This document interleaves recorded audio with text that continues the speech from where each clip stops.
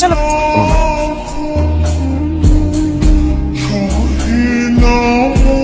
দিন পর্যন্ত তোমার বয়ফ্রেন্ড ছিলাম, আচ্ছা তো হাজব্যান্ড। হাজব্যান্ড হিসেবে প্রথমবার মতো কিছু চাই। যাও।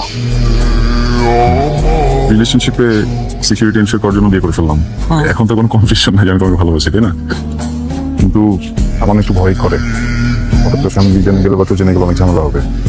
প্লিজ কাউকে বলবো না। আর আগামী 1 বছর, তোমার 18 বছর না হওয়া পর্যন্ত আমরা এখন থেকে একটু কম যোগাযোগ করবো, কারো চোখে যেন না পড়ি। হ্যাঁ, তোকে বুঝতেছ না তো? Sure. Okay. ভয় পাচ্ছ? একটু আগে আমাকে যেটা দেখলাম সেটা দেখে ভয় পেয়েছ? কিচ্ছু হবে না।